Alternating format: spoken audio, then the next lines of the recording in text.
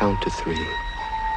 Come with me, and you'll be in a world of Do, re, mi, fa, sol, la, ti, do. You have found Daniel Donato's Lost Highway.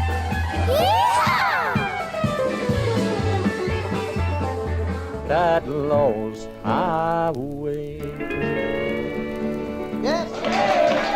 Howdy, y'all. We are here.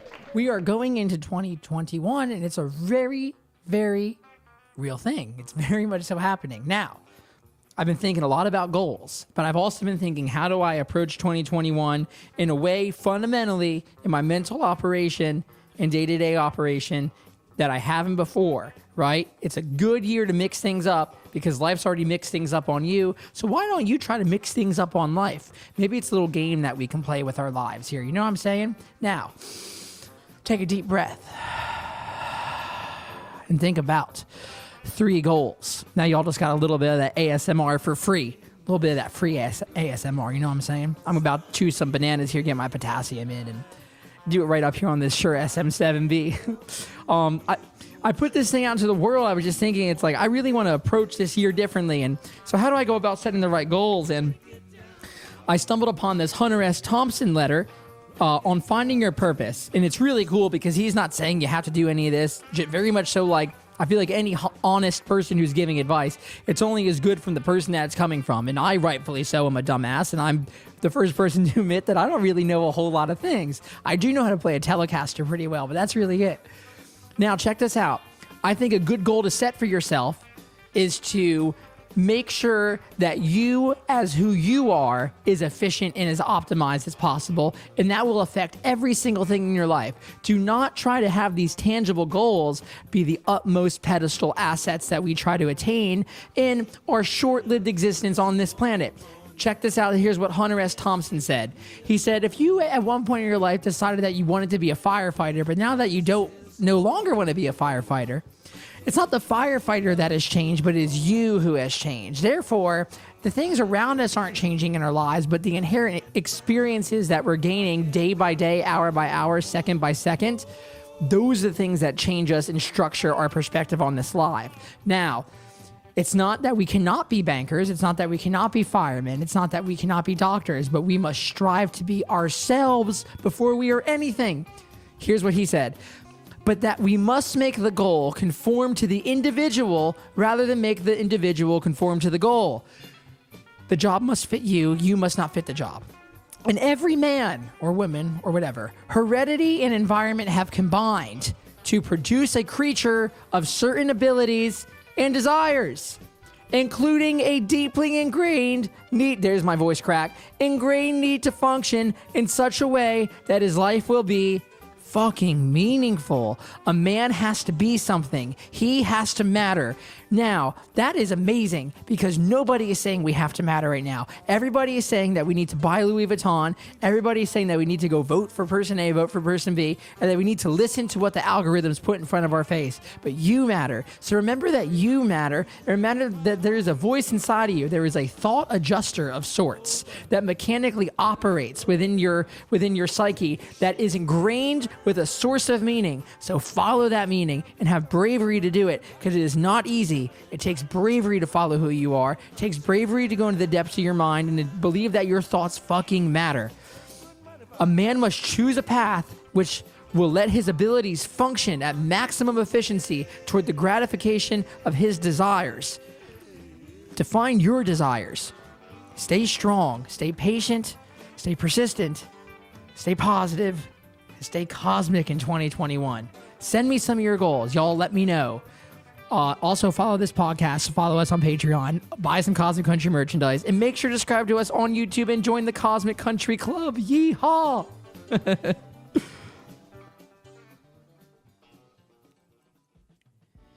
I love Vinyl Ranch. You got to check out Vinyl Ranch. Vinyl Ranch is one of the utmost premier, progressive, and most tasteful brands that are independently entrepreneured, founded, and ran that are in the Instagram marketplace today. There's really fantastic attention that's happening on country music right now from a lot of fans that would have necessarily been of country music before, and I think a lot of that has to do with the inherent size and reach that the internet provides us. And my friend David Wrangler, who is the brains and the founder of Vinyl Ranch, really does a fantastic job of understanding his audience, communicating to them, and bringing them value in ways that are fulfilled with content, live streams, and most importantly, merchandise. He's just really tasteful. I love people who are able to take their unique brain and their astounding work ethic and create positive things that the world loves from it. That's what I've always done since day one, and that's what David Wrangler is doing with Vinyl Ranch, and it's really cool. Diplo fucks with this stuff. My friends Orville Peck, Paul Cawthon, brothers Osborne, everyone fucks with Vinyl Ranch. Just really an astounding brand. I really love what they're doing.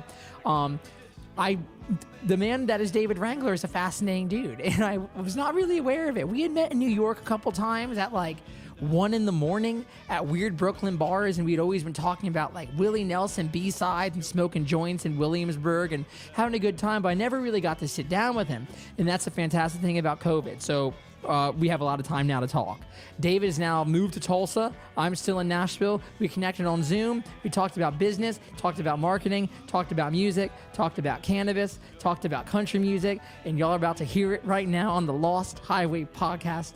Mr. David Wrangler of Vinyl Ranch. Hey, listen.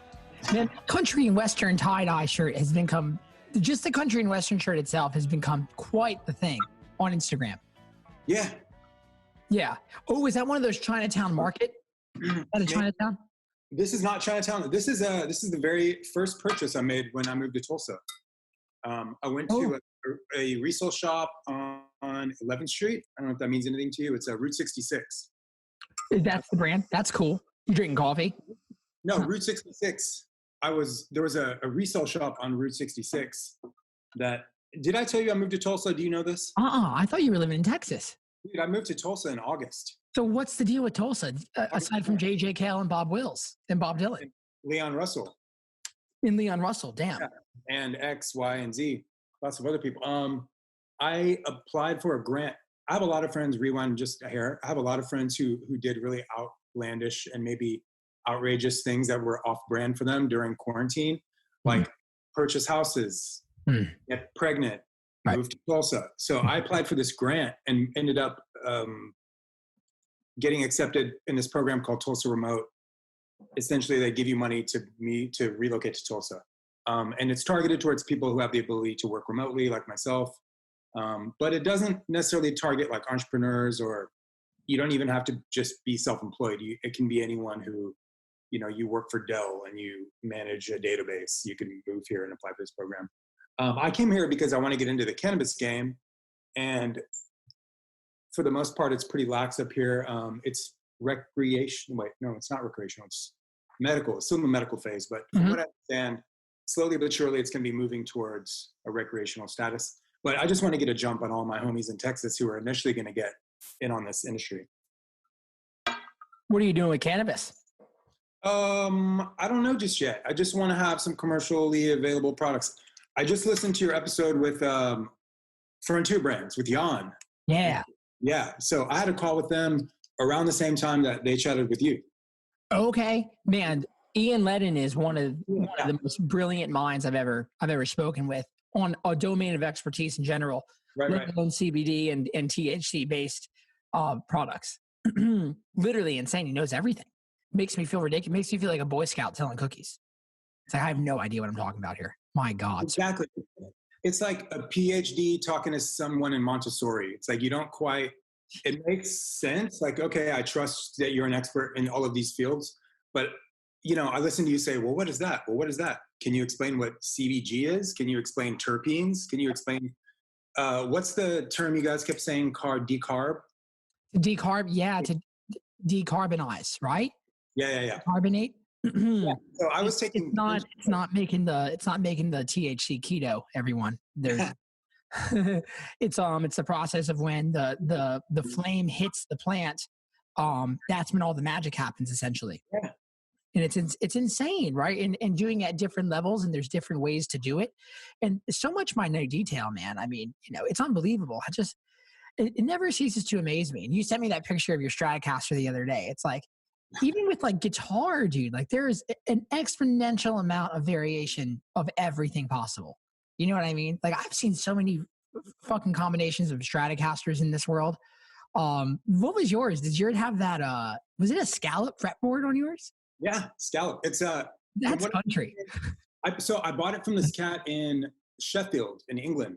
Oh, that's crazy. Yeah. So yeah, scallop fretboard. It's a reissue. It's a Japanese reissue of a 1972, from what I understand, a 72 American Strat. The Japanese know how to engineer products. Yeah, man. I honestly would prefer to have the Japanese version, which sounds, never mind. I won't even say. I don't think it does, man. I think it's like, there's nothing wrong with leaning into what cultures are good at. You know what I mean? Like if I'm going to if I want to hear a country song, I probably want someone from the South to write it. Agreed. Maybe, I don't know. Tom T. Hall, one of my favorite writers, and I don't know if you fuck with Tom T. Hall. I know you do that Wake and Bake radio. Maybe you've played some of him on there. Yeah, I love Tom T. Hall. Man, he has he in his book, he says it doesn't matter where you're from, but it certainly helps to be from the South if you try to write country. Mm-hmm. And it's like, that's definitely a truth. Man, it's a weird thing right now where people feel like it's like, there's definitely a lot of like, there could be some levity, and there could be definitely like a breath in between the space and the ego right now, man. I mean, I listened to the Malcolm Gladwell podcast about him talking about Lexus. I don't know if you've listened to that at all. I haven't. I do dig Malcolm Gladwell. And actually, sidebar, I was at a kid's toy store in Houston. Malcolm Gladwell's got some tie to Houston. I don't know exactly what it is, but I remember being at this toy store, buying my little nephew some sort of like educational gift for Christmas. Nice. I rounded a corner and Malcolm Gladwell is standing there reading the backside of a box of something, like a puzzle. Of course he's reading it. Like, I don't get starstruck by too many people, but I was definitely starstruck by Malcolm Gladwell, Willie Nelson. That's pretty much it. What was the Willie Nelson vibe? When was that? Was that at Luck Reunion, or is that something not that?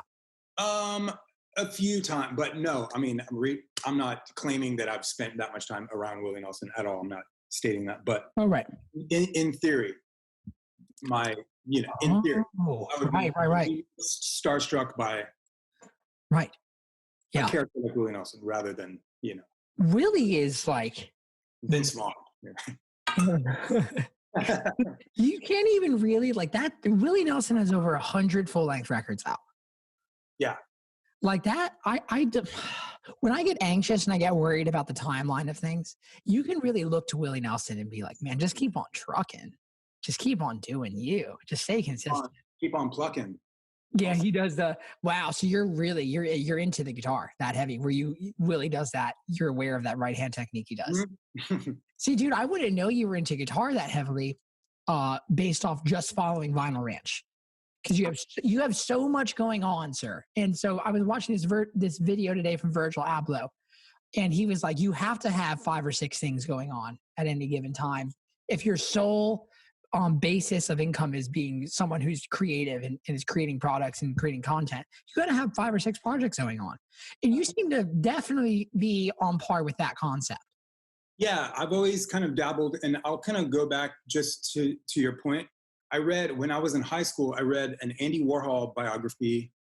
I don't remember if I read it recreationally or if I was forced to read it. It was probably a combination of the two.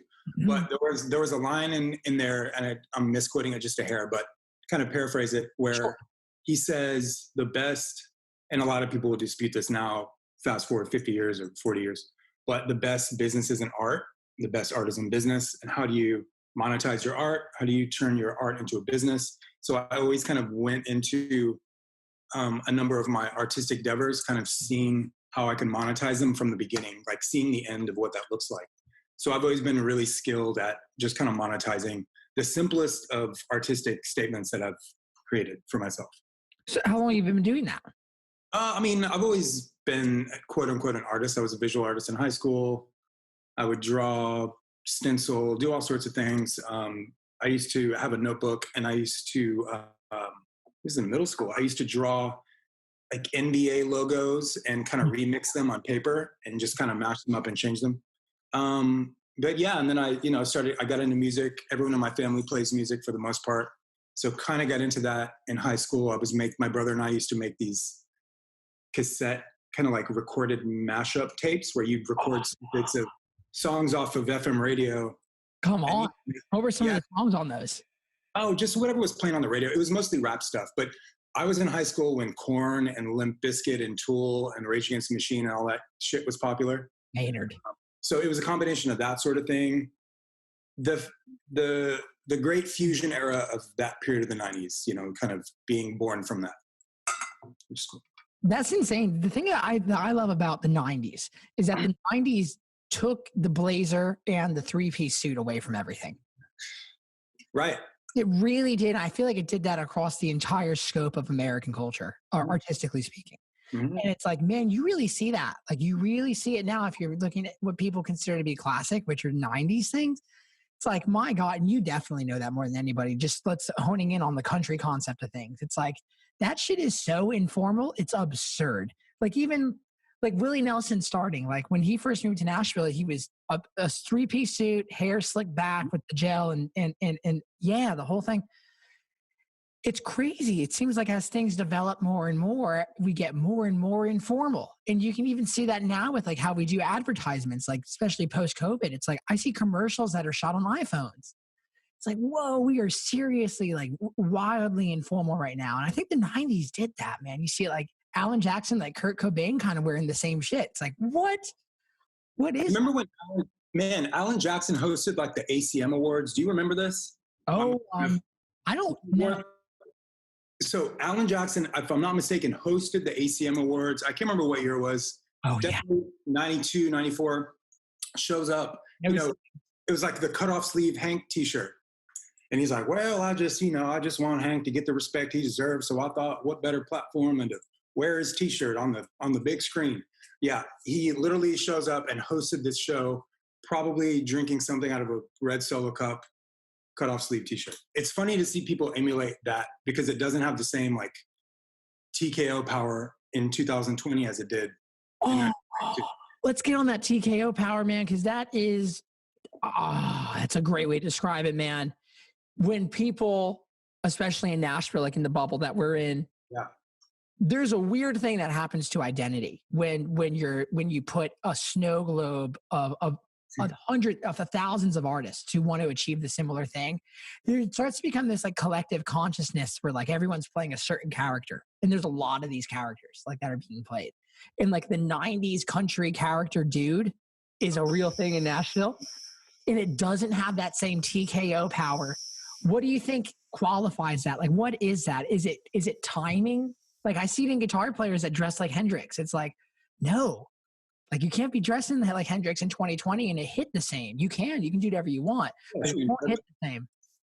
No, and that's kind of the whole, yeah, to your point. I use the snow globe analogy all the time, which I'm glad you brought that up. Come on. But yeah, it's you're emulating somebody. You're derivative of a thing that already happened. So if you want to look like Jimi Hendrix, then why don't you try being a gangster rapper and look like Jimi Hendrix, or try dressing like, for instance, being a cowboy and an electronic music DJ. Why don't you do that? Or why don't you try to be a number of other things, mix and mash things up in a way that hasn't been done before? You don't want to be, you can be whatever you want, right? Like, you really can. You can be, and that's fine. No judgment. Just having this conversation. Come on. Yes. You have artistic freedom and maybe merit to do what you wish. I just feel like once you elevate to a certain place with the hot air of a label and management and PR and all the things that you think you want when you're in a place like Nashville, you think that you need to kind of gain competitive advantage over everybody else. Right. Like, I think it's kind of your duty. And I always use the superhero or the professional wrestler analogy. Like, you look and be larger than life, but don't be what's already been done to the point that you're just like a stamped Christmas cookie and here you are, here's another cookie, here's another, that's terrible, but you know what I mean? Like, what's the point of... Fucking love those cookies too. The ones that are just sugar. Oh yeah. Sugar. Oh my God. It is absurd, man. I think I could eat 12 of them. I could probably... green crystallized sugar on top? Yes. Yeah, I'm game. We got to do some Vinyl Ranch cookies. Now that would be... What kind of cookies exactly? Well, you could go on the THC route if you wanted. You could. I don't trust people that make their own edibles. Do you? No. Especially talking after the Ian Ledden, and we talk about how they go into extensive detail about finding third parties that develop processes and have patented ways of doing so. 100%, I'm a moron. Having said that, my mom's been making some of this butter here at the house. And around 5 o'clock each day, I've been catching them. They've been like clocking out, and they're like getting high as fuck, drinking coffee. And I tried some the other day, man, and it hit like 4 hours later, like a crazy delayed response. And I was on my ass, and was having existential crisis with an N95 mask on. And it was just like, it was a hard time. But I kind of like those dark moments. Like I like diving into my ego and not being afraid, because I feel like you get some real ideas that contribute to your creative endeavors through that medium. Some of us that have the tendency to fall into like pits of despair and post-traumatic stress, sometimes that like jostles the cage a little bit and feels good coming out of it. Right. Knowing that was a moment and the moment's come and gone. But also sometimes it stays with you. And I don't know, I've had a few bad experiences which is why I don't do, like I'll do a 10 or 20 milligram edible and I can eat those all day and feel fine. But I never feel like the tidal wave slams me into the surf the way a 50 to 100 milligram experience will just, 100 milligram will have you. I had to stay first time I took 100, I was in LA with my first girlfriend that I'd had, and we were at the conservatory, and I had to stay in LA an extra day. I woke up the next morning, I was too high. I said, fuck it. I can't do it. Can't move. Can't go. Imagine going to the airport, like even on the hangover from that experience. Like, you know what? The airport to me feels like the hallways of school, only for life. Exactly. Like it's all these people with just completely different ideas and energies and intentions and ways about interfacing with reality, really just being in a bubble together. If you had to explain the complexity of humanity to an alien, LAX is a good place to start. Like truly. I just flew for the first time about a month ago. I went back to New York, and it had been... Were you back in Brooklyn? Yeah. No, this time I stayed in East Village. Okay. Different. Yeah. East Village is way cool, man. I don't know if obviously been to East Village, but staying in East Village was a different experience. Historically, I'd stayed in like South Williamsburg or Bed-Stuy. Yep. Hill, Park Slope, even. Oh, come on. Yep. But, I hadn't flown in a while, so it was interesting just to kind of feel the way that things have changed so much but haven't changed at all. Right. And getting on a plane and going to a new city where everything looks the same, but people are wearing masks. And I don't know, the New York thing bugged me out because that was the last city that I had visited pre-COVID. And I actually left New York at the end of February. So it was right when everything was kind of splitting at the seams. It was even like a couple of weeks before you really started to see people wearing masks and whatnot. But man, everyone I know from New York, people that had moved there for their careers, people that are from there, large part of my family's from New Jersey, and they work in New York. And man, nobody is here in Tennessee. We have a good confidence that things are going to definitely presume to a reality that is very comparable to what it was prior. There definitely will be improvements, and there'll be, maybe some variables that have changed. Everyone I know in New York is facing like this existential crisis. Like this place will never be the same again. I don't know. Did you get that vibe at all? I did. There were a few like cultural elements that kind of bugged me out, like for instance, dining out in restaurants. Oh, so right. It's all nice when you're walking down Avenue A or you're on Metropolitan or Bedford, right. Williamsburg. You see everyone's dining outside because the weather is ideal for an outside dining experience. But then you think forward 6 weeks and you're like, what's going to happen when inevitable? Then what? You're sitting inside of a heated plastic bubble? Like that seems really odd. What's going to happen with all these businesses? really made me think. But I remember when they first opened up, friends reaching out and saying, "Hey man, you got to come back soon."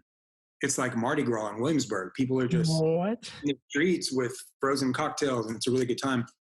But I didn't really get that vibe. There was a lot more policing, and it felt like business owners were being really cautious about not. Can you hear me okay?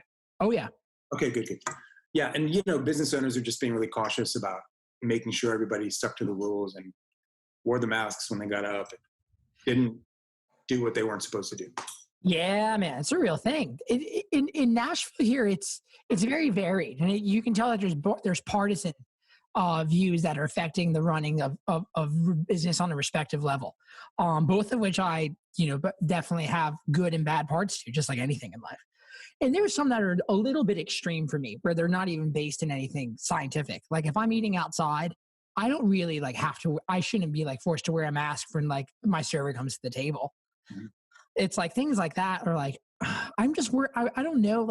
It's a weird identity thing on how do you participate in culture right now in a way that is respectful to everybody. But then you also, if you want to be someone who's basing their opinions on science, on at least the science we have, you got to act somewhat logistical. It's like, if UV rays have a really a pungent effect on coronavirus, and it's like, well, okay, well then I probably shouldn't have to wear my mask when I'm talking to somebody at my table outside. And it's weird to see that happen here in Nashville, especially with how conservative it really is. And it's like, I don't know. I bet in Tulsa, they're not really giving a lot of fucks. What do you say that? They really are not.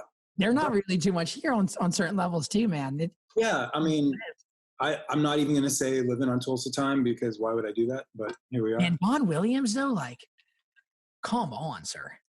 Dude, Don Williams obviously rocks, but have you heard I just recently discovered the Eric Clapton version of Tulsa Time. Yeah. I dig it. I don't prefer it, but into it. I think my friend Albert Lee is on that. I was talking to him, and I think he's on that record. And man, Clapton and JJ Cale, that influence is absurd. Mm-hmm. That is JJ Cale to me is that's an American artist. That is what America sounds like. Yeah, I just really got into JJ Cale maybe the past deep dive, maybe a year and a half ago. Just really started to learn more about and that was prior to me having any inkling right of Tulsa or moving to Tulsa at all. And even just meeting so many players here and just industry folks. Have you heard of a venue here called The Colony? Oh yeah.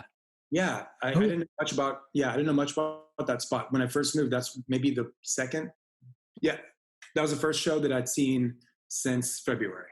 Actually, was that Colony, and we sat outside. It was socially distanced. And I will say though, Tulsa has been a cool model for, with the exception of a couple of venues, two of the larger ones here in town, has been a really great model for having shows and keeping everyone safe. How so? Just doing a lot of outside. Yeah, just keeping it open air, being very strict about the limited capacity, doing temperature checks, making sure people wear their masks. And for the most part, I feel like the live music community has been really compliant with those sorts of things here. Right. Even having multiple friends come into town from other cities, they've actually said wow, this is really great. I didn't think I'd be seeing live music so quickly and feel really good about it, as opposed to. Man, there was probably about a 10-day period there where I felt guilty for being a musician. Mm-hmm. I felt guilty. As a promoter myself, I feel, what am I liable for if I try and produce an event where we sell 30 tickets and is the local community? I did an event here called Tulsa Turnaround. What's that vibe? The whole idea was just bringing bands up from Texas, having them play Tulsa, and they turn around and go home. Tulsa. That's awesome, man. Yeah, so I had one event, and I was really concerned that the community would not, and that there would be some sort of backlash in the press. Maybe I just didn't know. I haven't been here long enough. I'm a new kid on the block. But the venue I worked with, Mercury Lounge, everyone over there was really great, and kind of reassured me that they've got all processes in place to where all the precautions have been taken. Sure. Whether it's me or anyone else, as the event promoter. So what's your process now, to go ahead and do a promotion for a live event in 2020? How would you approach doing such a thing? Well, I've actually only produced the one single event post-COVID, and I haven't done anything since. And I think I've decided that I'm just going to wait.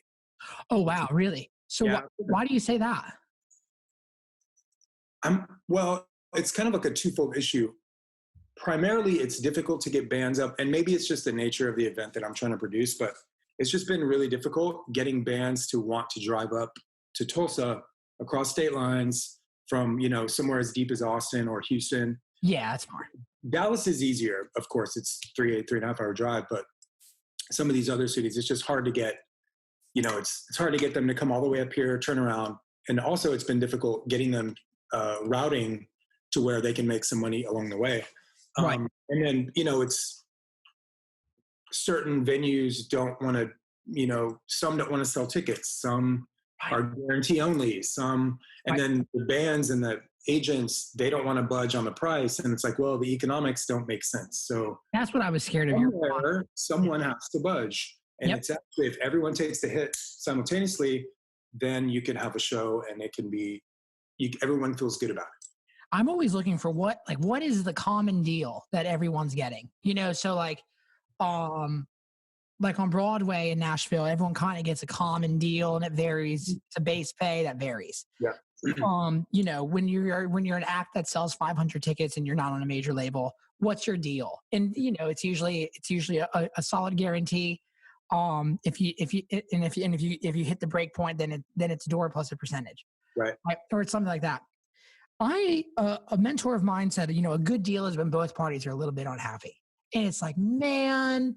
Yeah, true. What you just described are two parties not even participating in activity. They're not willing to be unhappy, and I'm worried about that. I'm worried that it's going to be a drop off in touring, slightly. But then I also have these moments where it doesn't seem like that's going to happen at all, where it actually might be a boom of the music industry in some light. What are your thoughts on that topic? I always have these conversations with friends, primarily who are hard ticket only artists. Most of the events that I produce and most of the events I even perform at generally are paid for by brands. And that's kind of something that I've done, that I've kind of built over the past 5 to 10 years. Primarily the last 5 really focused on that, is just trying to produce free events that brands will underwrite. So it's whether if it's, Maker's Mark presents something, or Lucchese Booth or Wrangler, something like that. So I haven't dabbled too much in the hard ticket game to even really comment on that. But I will say that I'm watching people create a scenario where live music events, particularly now, live music events are only available to affluent groups, where you're charging $125 to see your acoustic show, and you're free to do that, right? Anybody can do that. But it's creating this weird kind of like B economy, where now you have, I can go see somebody perform to 30 people, but the ticket price is going to be really high. Right. Yeah. I don't know. That makes me uncomfortable, because I'm looking beyond what's going to happen when things, quote unquote, swing back, right, to what we're used to. I get really scared when we start talking about the eventual realities of things that are not guaranteed. That always fucking freaks me out, man. They're hypothetical and idealistic to just assume things are going to be 2019 again in the future. I don't think they ever will be the same. No, there's no way. After JFK got killed, that nothing was the same. And I wasn't, of course, alive. I don't know what I'm talking about. And then, after 9/11, nothing was the same. I was in the city the day that happened. And it was just like living up there for a couple of years after too. And nothing's been the same ever since, And I would imagine, especially hearing Trey Anastasio talk about this in some interview earlier this year, I was like, yeah, you're right. Like, here it is. Here's another one. Here's another thing that's going to permanently have a asset change or variable change on society forever. It's interesting how the capitalistic and naturally so, how you need them, tendencies of the music business are starting to manifest. And I've seen a lot of shows here in town that are $120 admission for a 90-minute acoustic show. It's like, that's cool. Question, is it sustainable? I guess it is. Like, my friend Joe Bonamassa charges $250 a ticket for some of his seats, and he does just fine. So maybe it is sustainable. Maybe, you know, people are underselling themselves. Definitely, I think what's going to happen is a lot of people are going to stop touring. I really do. I think a lot of people are going to say, fuck it, I'm done. Well, yeah, I think too with the streaming, you know, I have so many friends getting into streaming right now, just in all capacities, whether they're, you know, creating studios where bands can come and do live streams, or they are starting companies that are based around, I think is Jan getting into something like that? Jan is getting into something, and he also just dropped a new app. Let's shout it out on here because I think what is it? I've been meaning it's called Show X. Ironically enough, on my phone, it's right next to my Twitch app, which Jan did not start. Sorry, Jan. Jeff Bezos he bought that. Show X is very cool. It's more or less like a jam card approach, where it's a musicians only networking service, and they have this cool, healthy feature on there where they allow you to leave anchors on people's profiles, and that's like a dependability rating. Oh wow. So that's kind of cool. And it's also like it could turn into Black Mirror episode where like people's scores would change.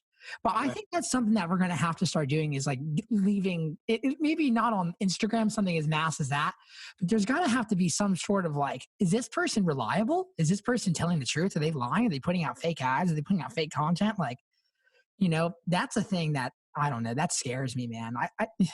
What you do is so honest. Like what you do is so you, and you're just putting out, you're churning it out. You're just working hard at fulfilling like who you are as a person. That's a beautiful thing. And I feel like I'm doing the same thing as well. Yeah, I would agree. Yeah. You know, it's weird to see how those things are actually the things that are surviving and thriving during COVID, where it's almost like people knew instantly, like these fake, like auto-tuned, like not even like, you know, I think I saw like a Lollapalooza live stream. It was like Lala Stream or something like that. And it was like the Avett Brothers went on. And then there was like this pop act that was a newer pop act that hadn't been performing as long. And there was all these comments happening from people who did not know, like who either acts were. Like, oh, those dudes with the acoustic guitars killed it. And they're like, who's this dude with this with his Adidas tracksuit on? And I'm like, well, you know, maybe people understand truth and it hits them in ways that are deeper than we can understand. Yeah, man, I feel you. In regards to the statement you made at the beginning, like I'm not really doing anything differently than I probably would be doing, right, if you weren't watching, right? And that's kind of the beauty of which is funny. Like over the past, especially in the marketing world, the word lifestyle being used as a descriptor for a brand, a lifestyle brand. What does that mean to you? A lifestyle brand, I mean, you basically kind of defined it. It's like, I'm just doing, I mean, that's not entirely true either, but in regards to my brand, I'm showing you and selling you and allowing you to experience in this lifestyle that I've created. And it's monetized in a few different ways. There's digital content, there's physical content, and there's experiential. So just to use like marketing terminology, there's an experiential component, digital content, physical content, you know, physical product, things I'm selling, obviously. You did like a limited run of like those sterling silver necklaces, and you do t-shirts. Yeah, absolutely. But just giving people just kind of this full spectrum experience with, you know, goods they can purchase, they can talk about, but also community, which is super important. So you're killing it on that front, man. So like, the Wake and Bake radio thing I do in the morning, I more or less kind of started that out of necessity because I had nothing to do in the morning when quarantine like rolled out proper. So it gave me a reason to keep my tools sharp. It also, I'd never done anything live streaming before, so it was a little scary at first. I didn't know how to, like, can I look at the camera or do I not? Like, is this a good angle for my profile? Like, I don't know what to do here. It took me weeks to figure out my setup before I actually put my foot on the gas. Sure. But, you know, when I first started, when people were locked down, it was a very steady 100 to 250 viewers at all times over the course of a 60-minute set. But, you know, at the same time, it gave me a reason to get up in the morning and, you know, stay connected to music and performance. It also created a community of people that kind of needed the same and maybe needed more. And I don't know what everyone needs, obviously, but people get they're getting some sort of benefits beyond the musical aspect of it. Man, I think we are absolutely like serotonin dealers. Mm-hmm. You know, and it really is like chemically what's going on between Daniel Donato, David Wrangler, fucking Diplo. Like it's all, the pronouns are all different and maybe the adjectives are gonna be different, but chemically it's probably very similar, like what's going on in everyone's brain. Yeah. We're just selling a different manufactured product. You're dealing, you have the gummies and you have the some things and something else, and I have these others, and these people have others, and CBA, CBD, CBG. Everyone's got a contribution and their own chemical mix to what we're doing. Like, totally agree. Yeah, man, it's beautiful. I think, you know, people use social media in exponential ways, right? And you do a really fantastic job of using your platform in a way that doesn't make me want to unsubscribe. I've unsubscribed to a lot of people during this time where they're like, you write great songs about like your sobriety and like not talking about you. You write great songs about your family. Like, please don't tell me about healthcare. Please don't. Like, just don't. Like, you know, that's not what you do. Like, that's not why I followed you. And like, I don't know. I think what I'm admiring, which I also am trying to see, which I see in myself, is the conscientiousness to have empathy for the people who give you part of their time every day. Like, that's actually an empathetic place to not talk about things you don't really know. Like, you're coming from a place where you're actually caring more about people because you don't want to be shouting in their face. Like, if you're going to Kroger and someone's yelling at you about healthcare, you're going to be like, fuck this place. I don't want to come back here. And it's like true. You know what I mean? Yeah. Well, I was out there the other day. They were just like no masks on in Nashville, like serving up ribs outside of Kroger. They're just giving away free ribs. People just taking them. No gloves on. Like, man, we are in the South. We are in the fucking South. People are giving away baby back ribs for free at Kroger. It's funny you mentioned that about the food service. Oh, wow. Situation there. I don't know if I ever want anybody handling my food, just in general, that isn't wearing a mask and gloves. Why wouldn't you? Like, absolutely. Come on. Medical and food service. Wear a mask, wear gloves. And don't be wearing those cloth masks. Like, don't be coming up in here wearing a bandana if you're going to be cooking my burger. I need an N95. I need a filter. I really do. Man, so like, what Elon Musk said something along the lines where it's like, whoever controls the memes controls the universe. And it's like, well, yep, like that's a real truth. And man, you fuck around with the way that you advertise and the way you promote, really reminiscent of like how like you hear about like how Old Town Road got big, right? Which was all through short virality serotonin approach, right? And it's just like understanding what part of the psyche, what you're trying to create fits into the consumer, right? Some people can promote best with a 3-hour podcast, which is not a TikTok video or a meme. Some people say their message best with a meme. Again, the yin and yang manifesting. What's your process with that? How do you handle all that shit? Where do you get your ideas from? I mean, I think the Vinyl Ranch project in general, and it took some time, it took some hindsight for me to even come to this place, but the Vinyl Ranch brand really is kind of a hip hop remix project about country music, but it's also about other things. It's not, I mean, if you follow the narrative, it's not only country music, it's pop culture. It's it's the blender of all things pop culture. So just kind of keeping my eyes and ears open and seeing what people are talking about and knowing people that are younger. Like, I'm 41 years old. So I know people that are younger and the conversations they have, I pick up, I see what they're talking about. So I try and use the people around me to kind of help craft. And I have a couple of guys on my crew who also send me memes. I've become increasingly more busy and have to focus on other things now. So I can't sit at my computer on Photoshop and bang out memes anymore. That's all right though. That's good. Yeah. But I mean, other people can, and other people, have valuable, I don't know what I'm trying to say here in regards to the memes, but for the most part, it's just being into, also lots of marijuana smoking and watching. Really? Yeah. Just escape, just looking at everything in a different light, It definitely, Ian said it best. Ian Ledden from the CBD podcast. He said it in a way that was like, oh, of course. He smokes CBD during the day, and then he goes, when those tasks are done for the day, I consume THC to change my profile. Yeah, there you go. Oh, well, it's like, yeah, you're changing your profile. Of course, that's what you're doing. It's not some like propaganda where you're some stoner and you're getting lazy. It's like, no, you're changing your profile in the way that you interface with reality. What's wrong with that? It happens when I drink, happens when I run and I get endorphins. Yeah, you know same. what I mean? Happens when I take a shower. It's like everything. It's like, come on. So interesting thing. Are you smoking? You're smoking a lot of weed? Yeah, have for a long time. Fuck yeah. Okay. So do you think you could be creative without it? I'm very creative without it. Actually, I'm not. It's not that I'm more creative.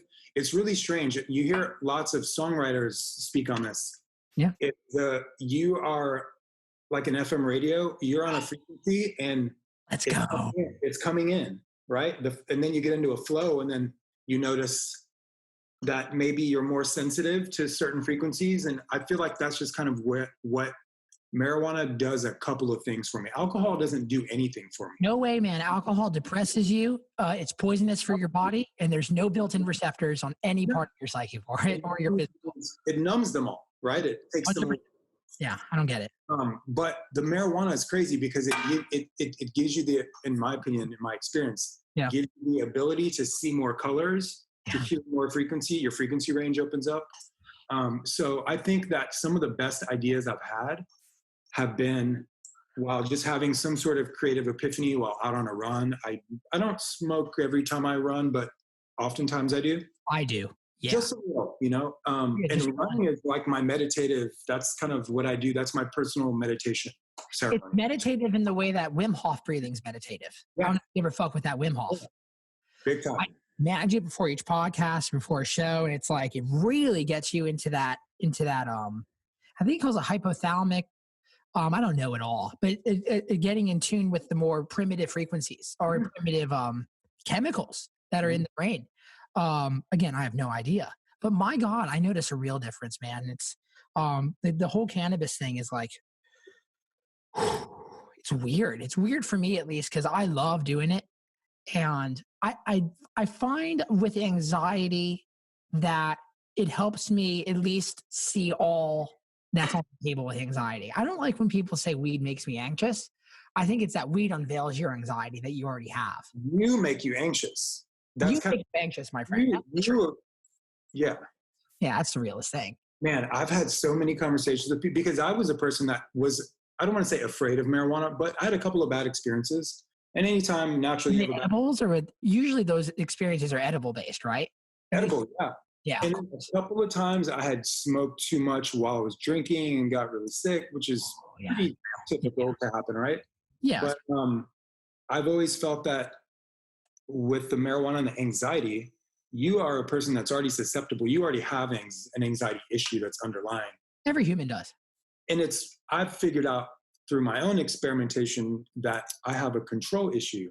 So my anxiety issue is directly braided into my issue with control, and then feeling out of control, hence the marijuana makes you feel, which is what is so great about it. Now the pendulum has swung hard left for me, but there was a period of time where I didn't quite understand that, I'm feeling this anxiety because I have an inability to be out of control, to feel out of control. Right. It's not cannabis. Yeah. I mean, it makes perfect sense. But I think now it helps with the anxiety, but I don't have as much anxiety, particularly because I run so much. Okay. So what are you doing? Running wide? I run like 50 miles a week outdoors, 50, sometimes 60. So a lot of 8 to 10 miles a day? Some days 13. I do like a lot of half marathon distance runs, but my baseline run is 8 miles. That's my 3 mile run. Dude, I just did 8 miles right before I logged in with you. Yeah. My God, sir, you do 8 miles. Are you going inside? Or are you going outside? I'm 100% outdoor only, even when it's frigid cold. So what do you? Okay, what do you do? Just strap on that Patagonia and you say fuck it? Yeah. I've got the tights and all the bullshit, all the stuff. Dude, it's just getting that way in Nashville. I woke up this morning. I usually I usually wake up around 6 and I like to get exercise in. And I woke up this morning. I was not prepared for it here. It caught me off guard this year, man. It's getting that place in Tennessee. How's it out in Tulsa? You guys, does it get cold there? I hear it gets pretty cold. I hear there's a I mean, there's, it's like Nashville. There's it's a 4-season city. Yeah. So I think it's probably around the bend. It's 50s. It's nice. It's perfect weather for hiking and outdoor exercise. But I think once it starts to dip under 30, that's when it gets a little tricky to maintain the discipline of running every day or running, however many miles per week or number of hours that you aim for.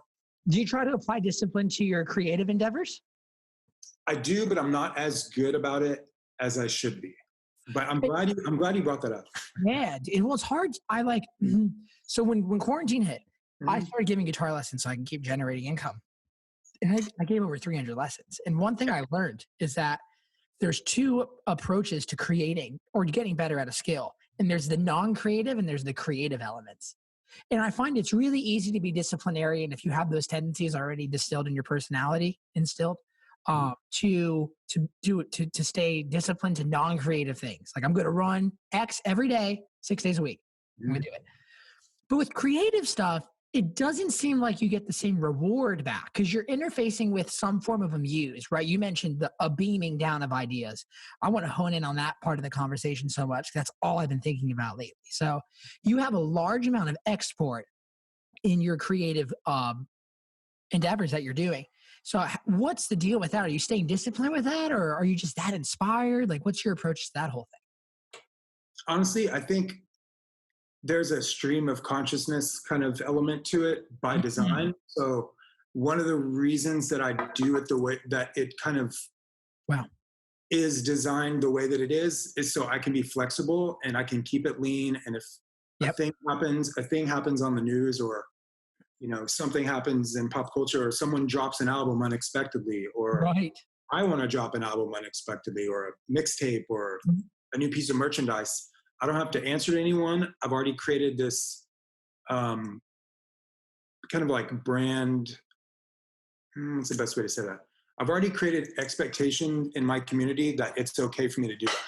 Other brands can't do that. And other artists can't do that. A lot of red tape. You see that slows people down. Yeah. Yeah. And you create that. So it's like a slow moving giant. We are in the most magical era. And I think, I don't want to speak out of turn here. No. But if you look on TikTok, Donald Trump is one of the biggest proofs that D2C, we are in the era for D2C. Yeah. Direct to consumer. Yeah, you know what I mean? TikTok took the crevice that was the D2C and made a fucking parting of the seas. And it's like you can be one person with a phone and reach everyone. I feel like they're doing a really good job, the tech companies, of throttling that now, though. It's not the way it used to be. It's not D2C the way, by definition, what D2C is. Right. It's D2C buffer, or it's D buffer to consumer. So there's some sort of... How so? I just think like the way the algorithms work and the way everything works. So you don't have... Do you remember when Twitter, I feel like, I don't use Twitter much, but I feel like Twitter was the last stop on direct-to-consumer, being true direct-to-consumer. When Facebook put up the, recent, where you can filter like by recent. You filter your feed, right? By chronological or by algorithmically recommended. Yeah. A lot of talks on how they're going. Those platforms could have up to a dozen of those variables. I know. And that would make sense. Like, it would make sense that you have that. Just how Netflix did that thing recently where you can skip Trump jokes on comedy specials. Yeah. Well, if they have that much ability to control your speech, then maybe something that's good is they at least give you a lot of windows to see speech through. Well, I don't know. But yeah, so back on that Twitter thing you were talking about. Oh yeah, just Twitter. I feel like Twitter was the last true like direct-to-consumer real-time information. More, and I'm not a conspiracy theorist at all, but I do sometimes like some, like it's junk food for information, right? It's like, it's fun, right, dude, to drink a 40-ounce Dr. Pepper and, take down a bag of chips. Like, that's fine once in a while for me personally. Oh yeah. So sometimes, I'll watch an alien something on YouTube, or listen to a podcast that maybe I shouldn't be spending 2 hours listening to. But I don't know. Those aliens are real. I mean, you know, we can't say they're not. Like, hey, we're morons now. Like, if we're going to say they're not real, we're being stupid. Like, that's insane. Exactly. That's a totally different conversation, but that really is. I agree with you. No, I just think that the way that our information is being, I can't say manipulated. I can't prove any of this, but have you seen Social Dilemma yet? Oh man. Yeah. I've seen it twice. It's the thing that it's crazy. The thing that happened when that documentary stopped, the first thought that came into my mind was MySpace. Mm-hmm. And like, okay, so let's go back about 15 years or whatever, and be like, okay, so didn't see this 15 years coming. Did not see me choosing My Chemical Romance to be my playlist song. And my top 3 friends, which were a cheerleader named Kristen Melberg, who I loved dearly in fucking middle school, and like my friends I was just learning to play guitar with, and like I would never have thought it would have turned into Venezuela, or I never thought it would turn into Trump and Biden. Like, you know what I mean? Like my family members not speaking to each other on some scale. It's like, my God, sir, it's crazy. I felt like the last election, there was a lot of that breakdown of, or I don't want to say breakdown, but kind of more or less a breakdown in family communication, depending on which side of the fence you were on. Come on back. That's true. I don't know if that's happening, if that's going to happen as much this year. I've even noticed, you know, talking to my parents who we don't agree on a lot of things politically, there hasn't been I haven't brought it up once. Of course, why would I bring it up but they haven't said much of anything yet. And I don't know if it's because it hasn't been officially, you know, he's officially not out of office yet. So I don't know if there's going to be a conversation on January 21st or I don't know. I'm still not convinced. I still don't believe that this is real. I still think the rug is going to get pulled out from underneath us. I still don't buy it. So I'll be more excited about, I don't know. This isn't that type of conversation, so I hate to take it there. So no, yeah, we don't got to. And it will, you know, there's a part of it that affects, there's something that's happening here, many things that seem to be happening that are bigger than politics. Oh, absolutely. And that's something that's definitely fair play to comment on as two tourists of that. We're definitely by no means purists, right? Yeah. It's weird to see, it's really weird to see tribalism and to observe it. It's just a crazy thing. And if you don't admit that you're a part of it, I feel that you're leaning towards the more evil side of it, because you have to accept that you have tribalistic tendencies as a human. And if you don't, you're living in this weird state of denial, and you might be subject to doing actions that you wouldn't want to do in the first place. And it really freaks me out, man. And the most recent example I can think of that is an artist who we don't have to name him.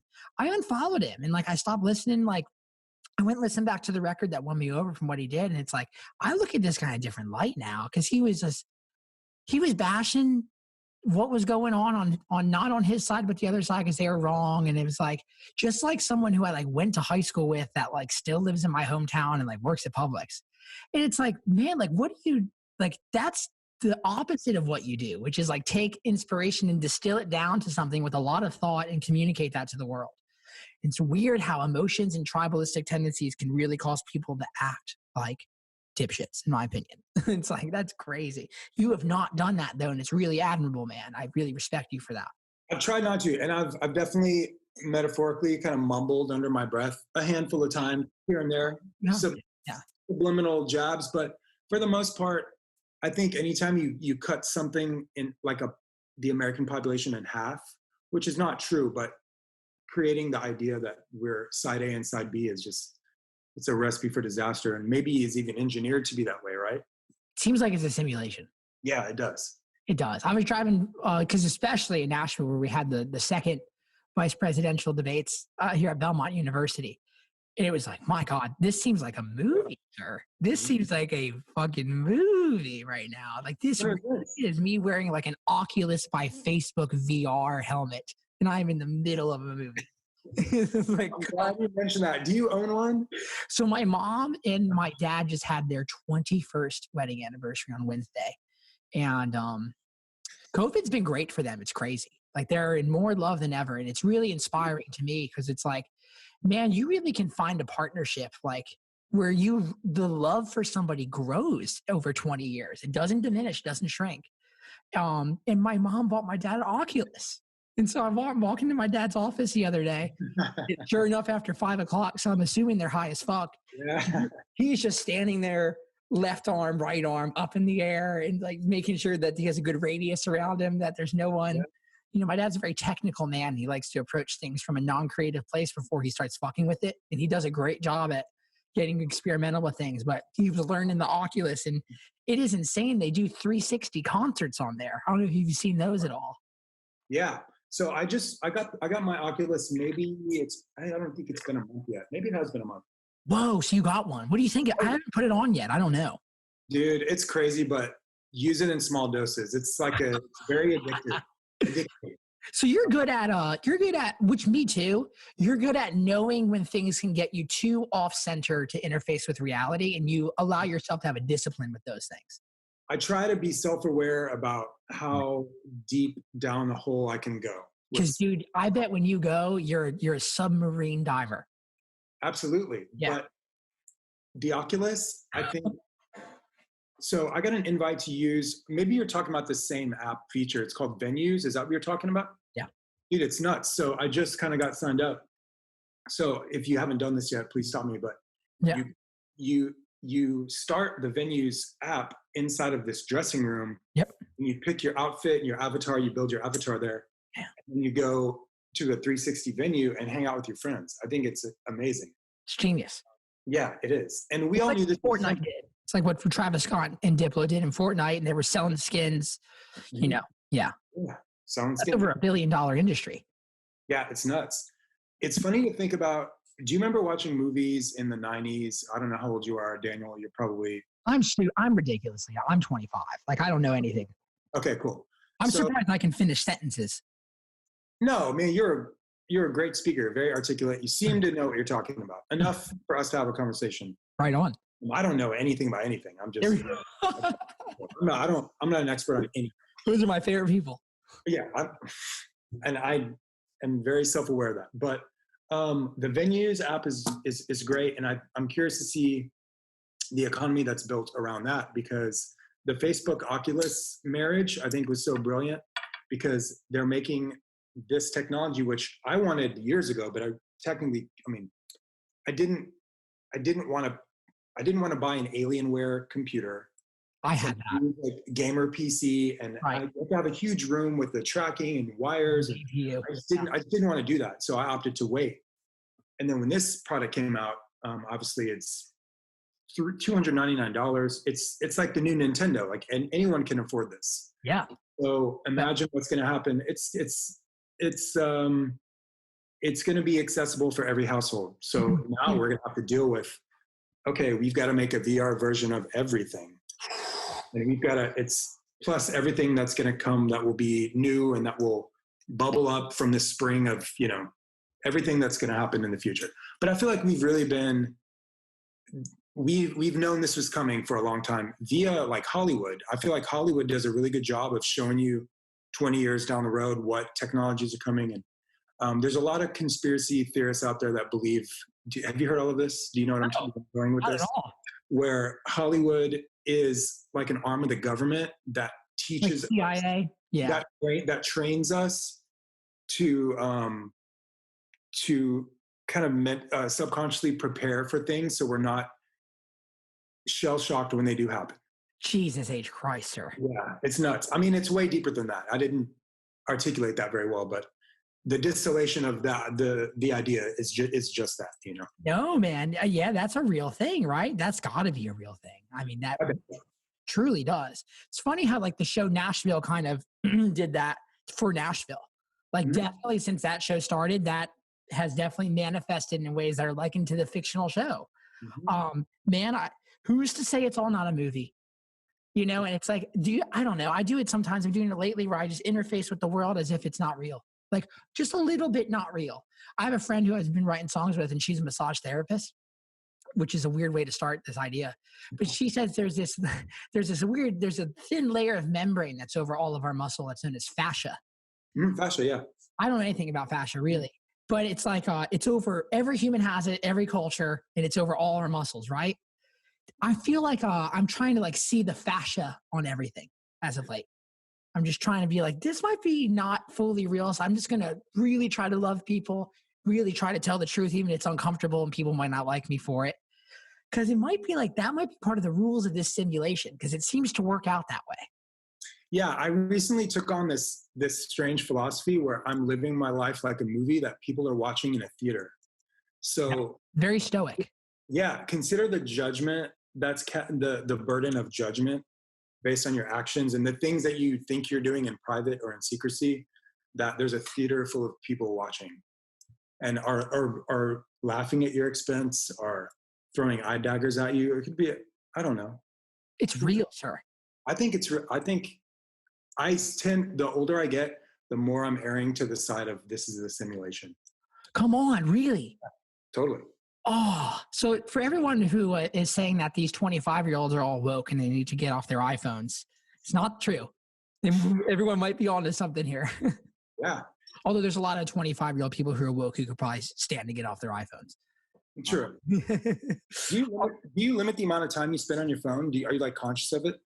So the social dilemma allowed me to naturally stop indulging in certain parts of my psyche. I think it's just trying to always exercise the muscle. My dad always does a good job of making me aware of like proverbial muscles. And it's like your awareness muscle is something you should be exercising. Instagram fucks me up. I get really jealous of people and I get really insecure with myself. And I start thinking that I'm off track, I'm lost at sea, and nothing's coming my way. And I wouldn't think that if I'm off Instagram for 8 hours. Like I don't actually start getting into a positive feedback cycle if I watch my thoughts and I work hard and I stay truthful, you know. But then I get on there, dude, and in the studio the other day, straight up just 3 asses in a row. I didn't even know I followed these girls. And it's like, man, I can't be having 3 asses in my face. And then someone asked me to support their grandmother who has 2 types of cancer at once. And it's like, what am I? And then they want to sell me like this like nutritional kale supplement. It's like, I gotta get off this for a second. Like, this is a weird reality. That might not be good for what you and I do, which are very much so vibrationally based forms of producing things that are true to us. Yeah. Well, Instagram is such a curated reality too. It's curated, it's filtered, it's manufactured and processed. It's like the fish sticks that you get. Kanye West shot out. Come on. This is technically reality, but it's been manufactured and processed and curated and presented in a way that's not real, right? I mean, it is and it's not. I don't know. You can argue that. It also depends on the person producing, creating, delivering that content too. It's not a blanket statement you can say, but for the most part, I feel like that's the nature of the Instagram reality, is very manufactured. We all participate in that to some degree, right? Oh man, you have to. There's nothing wrong with that either. The thing that's wrong with it, it's just like most things. It seems like when you start taking it too seriously, it starts not being as good. Mm-hmm. You know, you can still work hard and be diligent and not take things too seriously. Sure. You can put imperfect videos and imperfect performances up. This is what's turning, I mean, this even off the lips sounds funny, but turning us into machines, into cyborgs, into however you want to categorize that, is we're turning into this 0 and 1, like everything's going to be perfect. And we're already creating the expectation that we can't present anything to anyone unless it's perfect. So have you heard the term become your filter before? No, what's that? It's basically like this subculture. It's not even a subculture. It's just a philosophy of becoming your filter. So you have this favorite filter that, you know, I have one that I use most times. This filter that I use that just kind of whitewashes or puts a nice like analog sheen on all of my photos, my content that I post. So people take it another step further when they become their filters, where, you know, if they have a filter that makes their lips and their nose look a certain way, they're programming themselves to want to look like that in reality all the time. So they're going to lengths to be surgically Right. enhanced to become their filters. I know a girl who bought a thing off Amazon that she puts on her lips before she takes a photo, and just like pops all the blood vessels in her lips for like, I think it's like they last like 10 minutes. It's just like a big old and it just pops her lips up, and she takes a photo, hanging, and it's like, that is not the vibe. Like, that's not a real person. Like, what are you doing? Like, you are enough is what you're saying, right? Right. I mean, Enough. in theory, we should be enough. But I mean, I don't want to touch, and I don't want to rock anybody's boat or say anything hurtful, because it's not about that. It's just very loose commentary on the nature of how we interface with digital technology and social media is crazy. It's getting crazy. It's getting crazier. It's getting more real. The craziness has become normalized. That's what's so crazy about it. Right. I think that, man, that just might be part of life, though. It seems like, I think it's called hedonic adaptation. Mm-hmm. Just when you can't help, because if things were as radical to you every day as they were when you first were born, you would pass out, you know? Right. Like, that's why our taste buds change. And, you know, that's why, you know, it's crazy to see like people, especially runners. I was giving guitar lessons to a fellow who competed in the Olympics and ran for years. And he showed me photos of himself, how gravity changes your body over time. It's like, man, everything's kind of normalizing us at all moments. So if you put crazy in with that, whoa, stimulation's going to get intense. If I wanted to take a guitar lesson from you, hypothetically speaking, what would I have to do to prepare for that? Because you are like a next level. I will never be as good of a guitarist as you are, but you are a great model for how can I be closer to this than I am to this. Yeah, totally. What do I have to do? Sorry to turn this around on you, but I do want to talk to you offline about a guitar lesson soon. We'll have to do that, man. I'd gladly give you one anytime. I love when people have a vision. I think if you can have a vision of what your next goal is, that is half the battle. You know, and a lot of people don't know what they want to get better at, and they just take like these homogenized ideas that they need to learn more or that they need to practice more, and they don't really know what that means. So that's always the thing I ask before we sit down with anybody is give me 3 real goals that we can talk about, 3 real things, and we'll take an hour and we'll talk about how we can get better at those. That's the biggest thing for me. That truly is. And just to be realistic with your expectations and to try that, you know what I mean? I would say that would be the capsule for that answer. Okay, cool. Perfect. Yeah, I've already got a vision. Oh, you have no shortage of vision. Well, in some areas of life, I could use a little more vision or some nudging in a direction too. But I want to play guitar like Stevie Ray Vaughan. Dude, realistically, I just want to. I'm educating myself, listening to more music.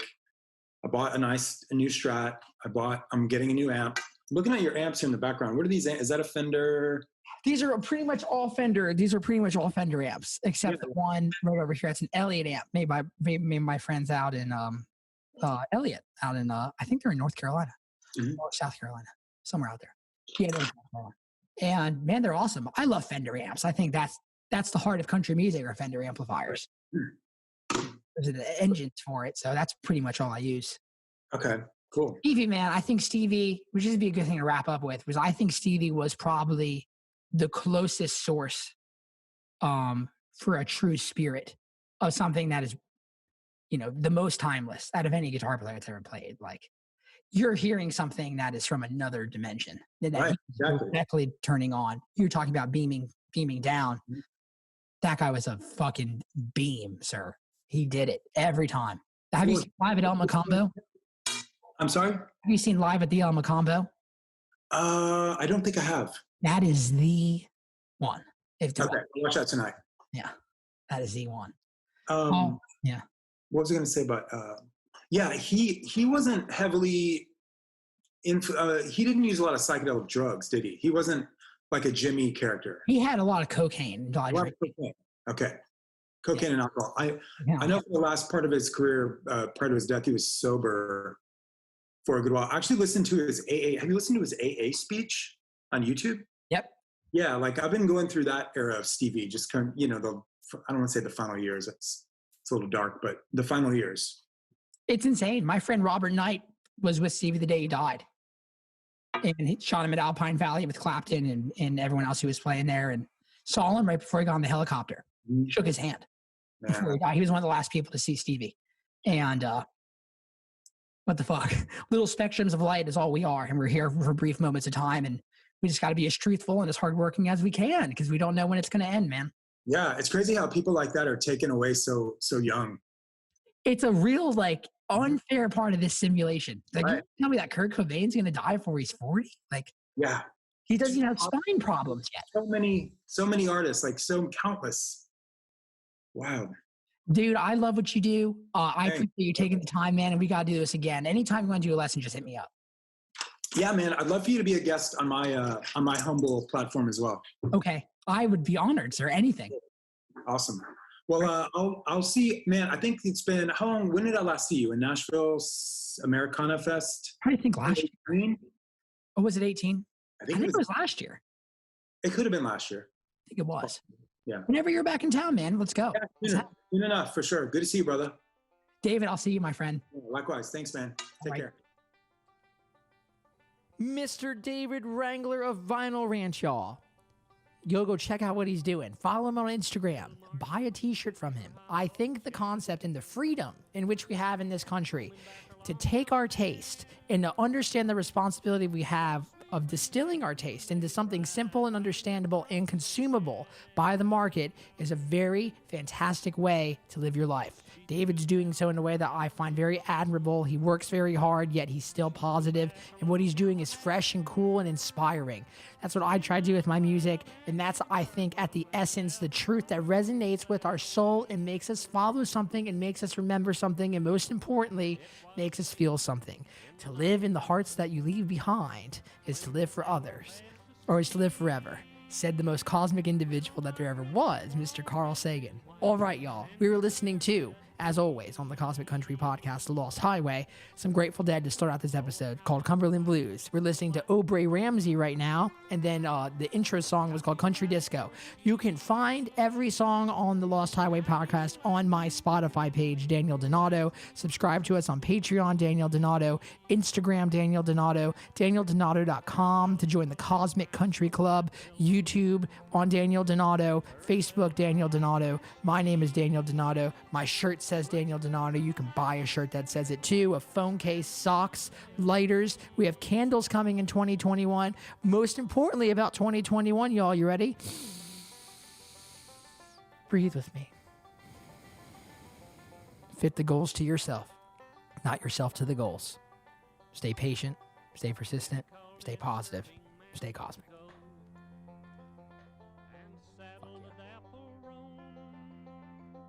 And he went to her father's house that night and he knocked